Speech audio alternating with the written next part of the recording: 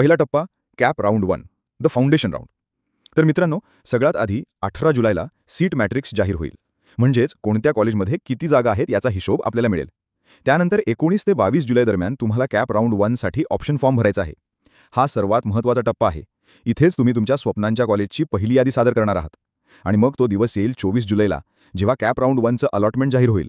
म्हणजे तुम्हाला कोणतं कॉलेज मिळाले हे या दिवशी कळेल. कॉलेज मिळाल्यानंतर 25 ते 28 जुलै दरम्यान तुम्हाला मिळालेली सीट स्वीकारायची की नाही हे ठरवावं लागेल. म्हणजेच फ्रीज किंवा फ्लोट करायचं आणि सीट ॲक्सेप्टन्स फी भरायची. जे विद्यार्थी फ्रीज करतील त्यांना 29 जुलैपर्यंत कॉलेजमध्ये जाऊन आपलं ॲडमिशन कन्फर्म करायचं आहे. दुसरा टप्पा कॅप राऊंड 2 आणि खरा ट्विस्ट. राऊंड 1 संपल्यानंतर 31 जुलैला राऊंड 2 साठी किती जागा शिल्लक आहेत हे आपल्याला कळेल. त्यानंतर 1 ते 4 ऑगस्ट दरम्यान तुम्हाला राऊंड 2 साठी ऑप्शन फॉर्म भरायचा आहे. आणि मग 6 ऑगस्टला राऊंड 2चा निकाल लागेल.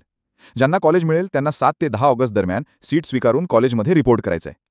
आता तिसरा आणि चौथा टप्पा उशिरा पण थेट एंट्री. आता जे विद्यार्थी राऊंड 3 आणि 4ची वाट पाहत आहे त्यांचं काय? कॉलेज तर आधीच सुरू झालेलं असेल. 12 ऑगस्टला राऊंड 3 साठी शिल्लक जागा दिसतील. 13 ते 16 ऑगस्ट दरम्यान फॉर्म भरल्यानंतर 18 ऑगस्टला राऊंड 3चा निकाल लागेल. ज्यांना कॉलेज मिळेल त्यांना 19 ते 21 ऑगस्ट दरम्यान चालू क्लासमध्ये जाऊन ॲडमिशन घ्यावं लागेल. त्याचप्रमाणे 23 ऑगस्टला राऊंड 4च्या जागा दिसतील.